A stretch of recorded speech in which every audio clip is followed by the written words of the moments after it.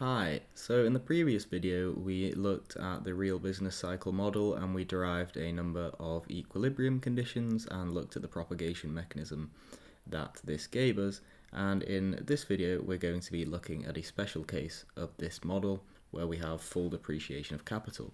So I'm going to start with all these conditions that we derived just so we remember that we have 9 conditions and 8 endogenous variables, and so these equations characterize equilibrium for households, the firms and markets, so they characterize the equilibrium for our whole economy.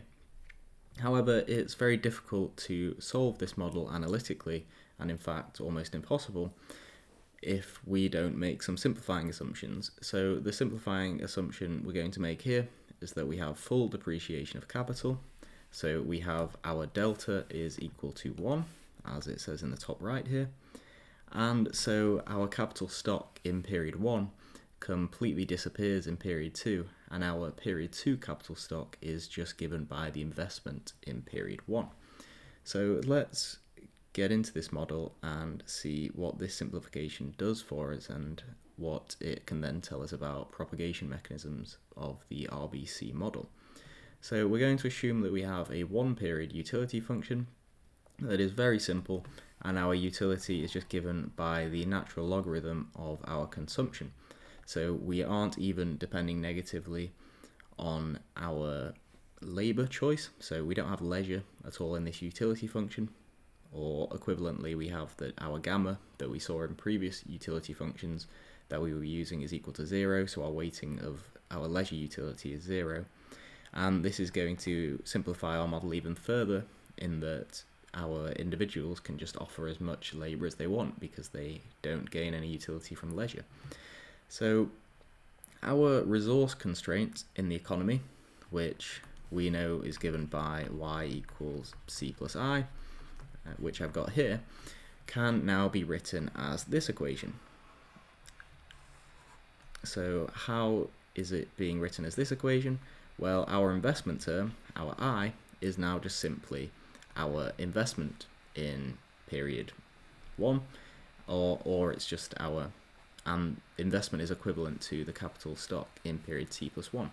Why is this? Well, this is because our capital from the previous period completely depreciates. So if you remember, we had this equation where we have the accumulation of capital depends on our depreciation in the previous period of capital. So we had k in period t plus 1 is equal to 1 minus delta capital in period t plus our xt, which is our investment term. But we have now got that this delta term is equal to 1, so this completely cancels out, and then we just have that our kt plus 1 is equal to investment. And we have that our yt is equal to zt multiplied by kt to the alpha. And so this is because we would previously have an L term here, perhaps with 1 to the minus alpha, but as we said, we don't get any utility from leisure, so our consumers in this economy, or our individuals in this economy, are just going to be supplying all their time as labour. And as we've normalised the total time endowment that these individuals have to 1, this term, this L term, is just going to be equal to 1. So we can just disregard it. If you multiply something by 1, you can just drop it. So this is our resource constraint in our simplified model, thanks to these couple of assumptions. And we can use these to get some results. So what we're going to do next is we're going to use the Euler equation and with our simplifying assumptions and with our utility function. So we derived this Euler equation, or a stochastic Euler equation, where we have some uncertainty, which says the derivative of utility with respect to consumption is equal to beta times this term on the right hand side, and we interpreted that in the previous video. I won't do it again. So if we now use our utility function, well, our utility function is just the natural log of consumption, so the derivative of that with respect to consumption is just going to be 1 over consumption in time t.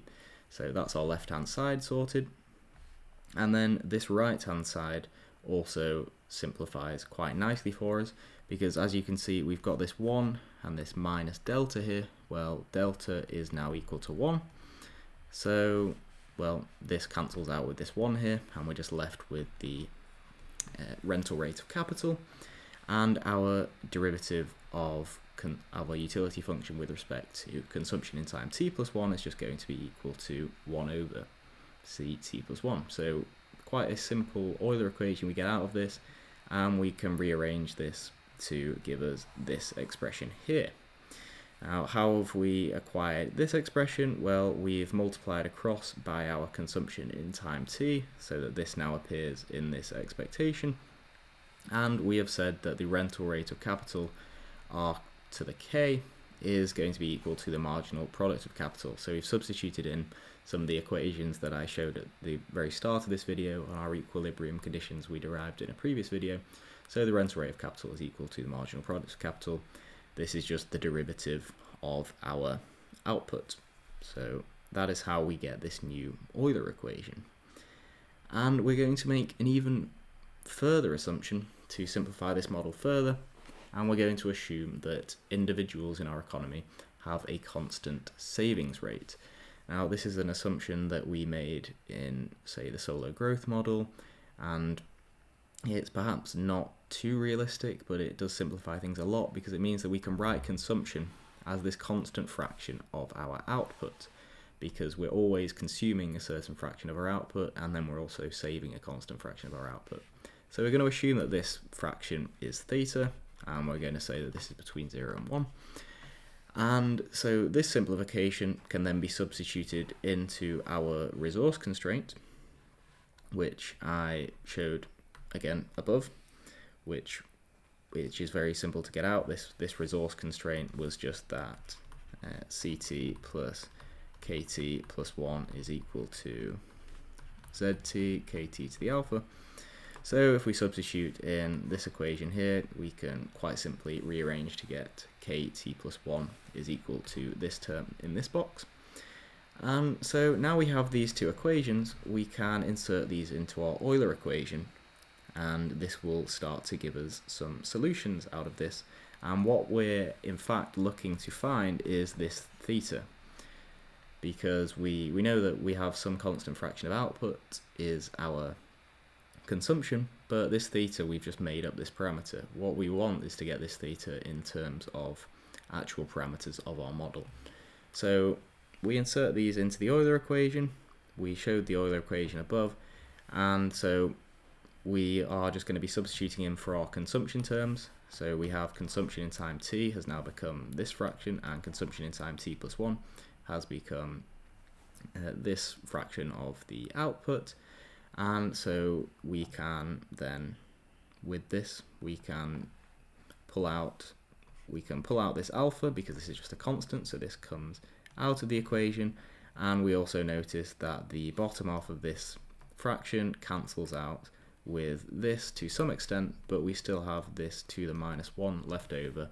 So this kt plus 1 goes to the bottom of this fraction here. This is just simple algebra. I'm not explaining it very well, but I'm just giving a quick brief overview.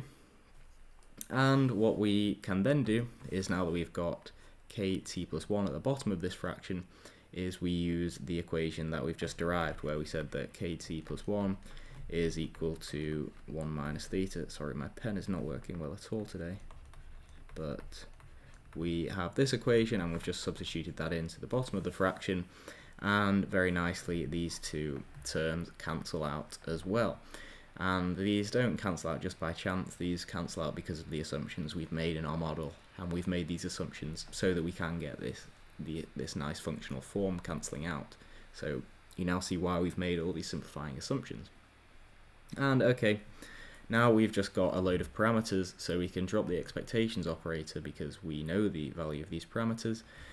With a bit of rearranging, well, we drop this expectations operator, so then we just get alpha beta over 1 minus theta, and then we can rearrange to get that our theta term, which we were looking for, is equal to 1 minus alpha times beta.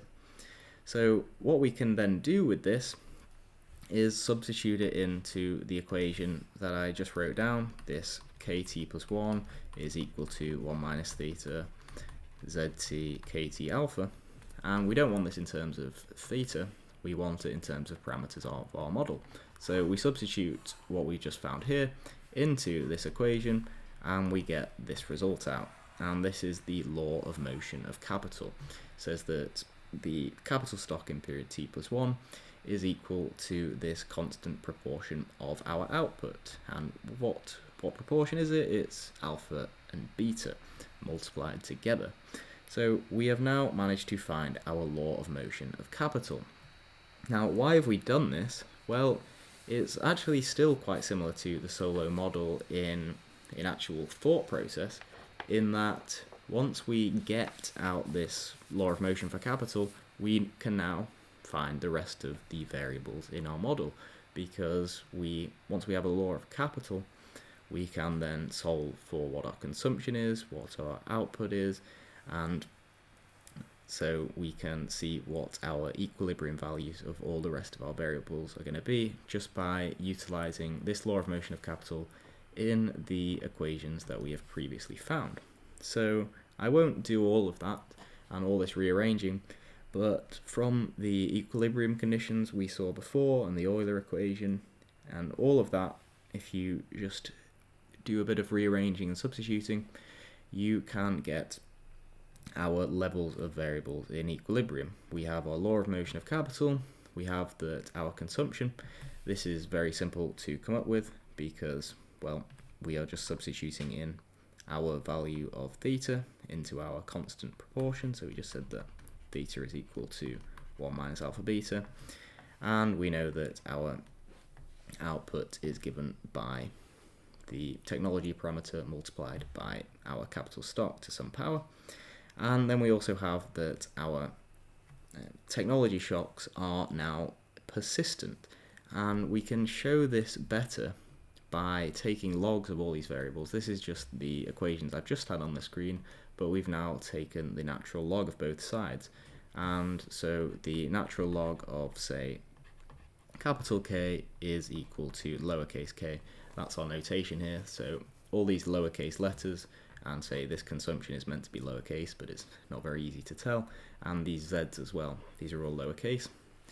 But okay, so we now get logarithms just using rules of logs by our multiplications become additions, and we get these equilibrium values of our variables. But what is actually interesting is that we get out this equation here, which we say that this is our exogenous technology persistence, which I wrote down just below. And so what does this say? It says that an increase in ZT, or our shock to technology, which we have in our real business cycle models, will increase output in the current period, but also in future periods, because the future shock, so this is our shock in period T, also depends on our shock from the previous period.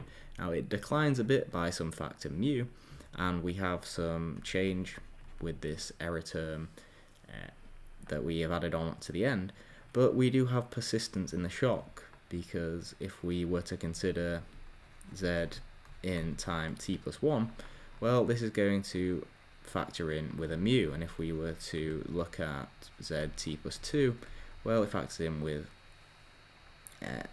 mu squared, and so on. So we have some persistence in our technology shocks, which are given by this equation that we've derived, which is good for our model, because we do notice that in reality the real business cycles are persistent, so we have some persistence from this exogenous technology shock, and this is very important to real business cycle models. This is a major source of where our fluctuations come from. But from the conditions we've derived, we also have some endogenous consumption smoothing, and this is more like the propagation mechanisms that we're looking at, where we have a micro-founded model, so we have individuals that are making choices that actually cause business cycles to persist and to grow in magnitude. So how do we see this consumption smoothing? Well, let's let's assume that we have some increase in technology shock ZT. Well, this is going to increase the output of our economy. Whoops, again, my pen is having a nightmare today. But this increases our output, and we can also view this Y here as the income of our individuals, because we just have representative individuals. So if we increase the overall aggregate economy output, we're also increasing individuals' incomes. If we increase individuals' incomes, well, what we've assumed is that we had some constant savings rate and constant consumption rate. But if we have a constant savings rate, this means that we're increasing the savings of people. So increasing their savings. And so what do we know about savings in equilibrium? This is equal to investment. Equal to investment. And if we are investing, well, we also said that investment in time t is equal to the capital stock in time t plus 1. So this is going to cause an increase in the capital stock. And what does an increase in capital stock do? This increases our output in time t plus 1. And it will have a knock-on effect to time t plus 2, t plus 3, and so on, because if we increase the income in time t plus 1, well, we're going to be increasing the savings in time t plus 1, which goes to more investment, which goes to increased investment in time t plus 2, and so on. We have this infinite cycle. Of course, the effects decline over time in a similar way to what we had before, but this is our consumption smoothing, which is given by the model, that if we increase our output today, we're not just going to consume all of that in this model, we're going to save some of it, and this is going to increase future periods output because we invest some of it. So that is what this simplified model allows us to see. By just simplifying everything, making it very simple, it gives us this basic model which gives us some mechanisms which we do see in reality qualitatively. The problem with this model is it doesn't really stand up to the data when it looks at specific quantitative pieces of the data, but in terms of intuition, in terms of what I've discussed here in this video, the model holds up very nicely for such a simple model. So that will conclude this video. In the next one, I'll be looking at the dynamics of these shocks, which I've touched on a bit in this video, but I'll go more into detail and show that graphically, so check out the playlist for that. Make sure to subscribe for plenty more videos, and to drop a like rating on this video if it was at all useful.